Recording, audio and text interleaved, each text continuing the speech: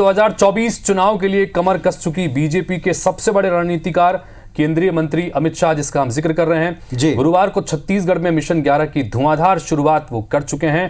पहले कोंडागांव में बस्तर क्लस्टर की उन्होंने मीटिंग की, फिर जांजगीर में आम सभा को संबोधित किया, जिसका अभी हम जिक्र कर रहे थे। चलिए एक रिपोर्ट देख लेते हैं।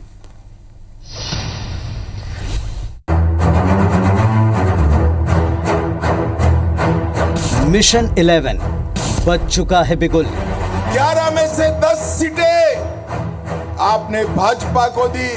छत्तीसगढ़ में शाह ने भरी हुंकार। 19 में आए, 11 में से 9 सीटें भाजपा को दी। तय है लक्ष्य, मिल चुका है मंत्र। डबल इंजन की सरकार बनाने का काम छत्तीसगढ़ वालों ने किया है। निश्चित हुई सबकी जिम्मेदारी। मेरी माताओं बहनों को मैं विशेष प्रणाम कर मेरी आभार।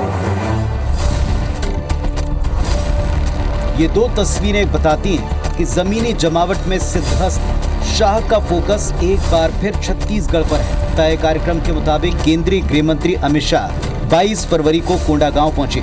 शाह ने कोंडागांव ऑडिटोरियम में लोकसभा चुनाव के लिए बनाए गए बस्तर क्लस्टर की मीटिंग ली। बैठक में छत्तीसगढ़ के मुख्यमंत्री विष्णुदेव साय समेत तीनों लोकसभा क्षेत्रों के कुल 120 लोकसभा पदाधिकारी शामिल हुए। शाह ने पिछले कामों की समीक्षा की, आगामी चुनाव के लिए 24 निर्धारित बिंदुओं पर काम का निर्देश दिया। मुख्य तौर पर युवा और महिलाओं को बूथ से जोड़ने और एक्टिव रहने के निर्देश दिए हैं।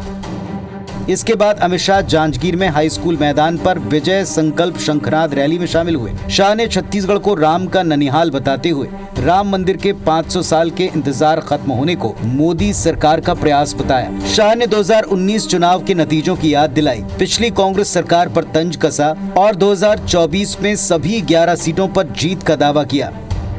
मित्रों, आने वाला चुनाव ये देश का भविष्य तय करने वाला चुनाव, आने वाले चुनाव देश को पूर्ण विकसित और भारत माता को विश्व गुरु बनाने के लिए महत्वपूर्ण चुनाव है। शाह के छत्तीसगढ़ दौरे से पूरी बीजेपी उत्साहित है।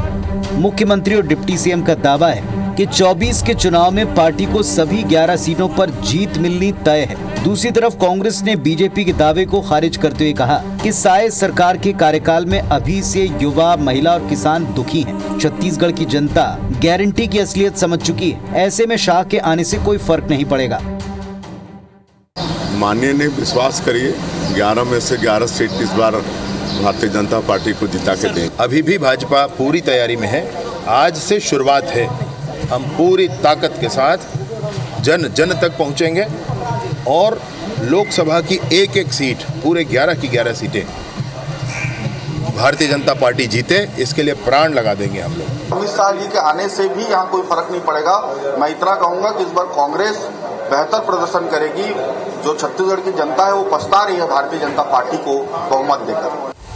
कांग्रेस भले कह रही हो कि अमित शाह के आने से फर्क नहीं पड़ता, लेकिन अभी ज्यादा वक्त नहीं हुआ है। 2023 के विधानसभा चुनाव में विपरीत हालात में बीजेपी कुछ ही हफ्तों में चुनावी माहौल को अपने पक्ष में कर पाई, क्योंकि उसके पास मोदी का फेस, शाह की रणनीति और माथुर जैसे प्रभारी की जमीनी तौर पर ताबड़तोड़ काम करने वाली टीम थी। अब फिर 11 सीटों पर जीत के लिए प्रदेश नेताओं को टास्क सौंपे जा चुके हैं। सवाल है, इस बार बीजेपी की किलेबंदी का कांग्रेस के पास क्या तोड़ है?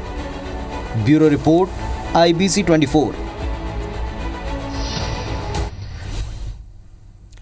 चलिए, तो कुल मिलाकर जैसा भी हम चर्चा कर रहे थे, भारतीय जनता पार्टी और खासतौर पर अमित शाह का फोकस मध्य भारत के जिन राज्यों पर है उसमें कमोबेश एक जैसी स्ट्रेटेजी है। लेकिन सबसे बड़ा सवाल, कांग्रेस पार्टी क्या निश्चित तौर पर मानती कि कोई फर्क नहीं पड़ता, ये अपने कार्यकर्ताओं का मनोबल बढ़ाना है, या इस पूरे प्लान का कोई तोड़ कांग्रेस के पास वाकई तैयार है? देखना होगा।